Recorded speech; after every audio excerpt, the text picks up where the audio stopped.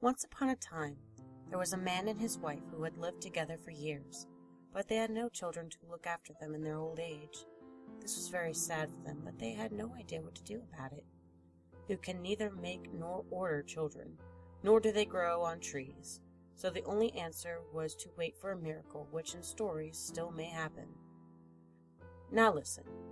One day as they were sowing the field, they saw an unusual large flock of birds swoop down to pick up the seeds. Soon there were no seeds left at all. What to do?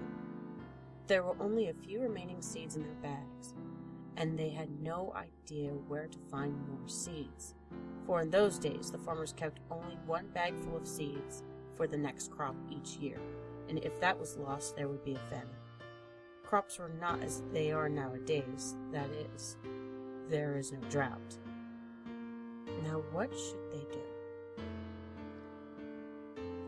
The farmer said to his wife, "We shall have to keep these few remaining grains and wait for the birds to have gone. It's no use sowing now that they will come back, those flying robbers, and eat our last stock of seeds." The wife agreed, but someone else did not. It was the large, white-collared crow, as big as a raven in Europe, who alighted in front of them and began to speak in a human language. "Dear friends, do not withhold from us the seeds that we need to survive. Give us all your seeds, and we will, the birds of the sky, promise you that great happiness and prosperity will come to you. But you need to do exactly as I tell you." The poor people accepted the proposal. They had very little option, for where could they go for new seeds? As it was, they would probably starve, and in such an extreme emergency, there is reason to take great risks to win great gains. So the farmer opened his sack, took out the grains, and scattered them all for the hungry birds. Having packed up all the seeds, the birds bowed and flew away. The big crow stepped forward again and spoke thus: "In the name of all my bird brothers, I thank you both for your generosity. I will now give you your reward. Listen carefully and do exactly as I tell you. Take a cow, slaughter it, skin it, take the horns and the feet, the heart, the liver, the kidneys and the lungs, and the stomach and the gut. Remember, 8 sets of organs you must take out. Then you put these organs, all 8 of them, in the skin and sew it up carefully, so that no light can enter it. Then you must cook the meat and give it to your friends. Invite all your neighbors and relatives for a feast.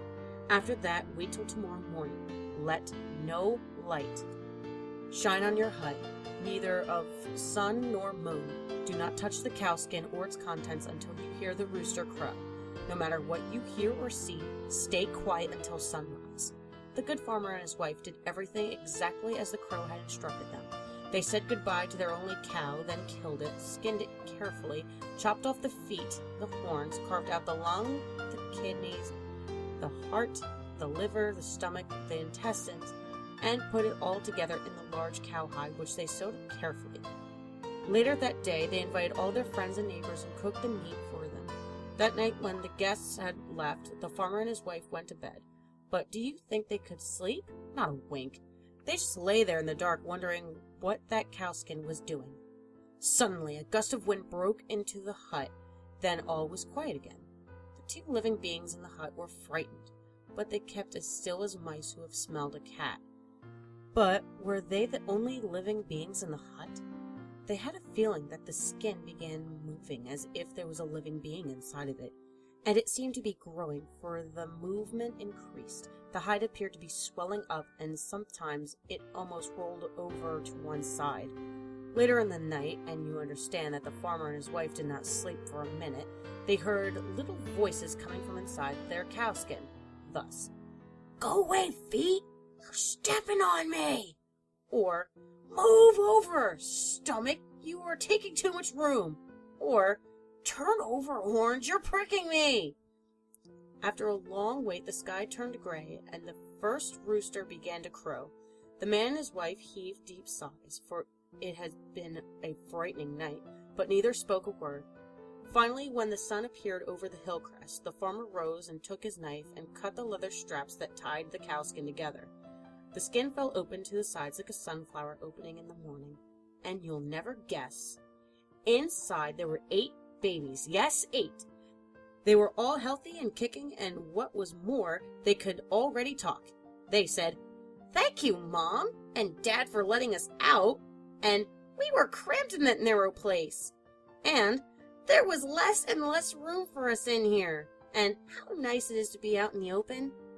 They all talked like village elders, and their parents were speechless with joy until the children said, "I'm hungry," one after another. What to do?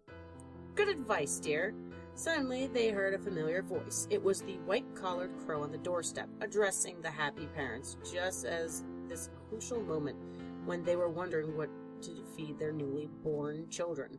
"Listen carefully again," spoke the crow after bidding them good morning. "Take the dung from your cow, collect it carefully, and burn it in the middle of your garden."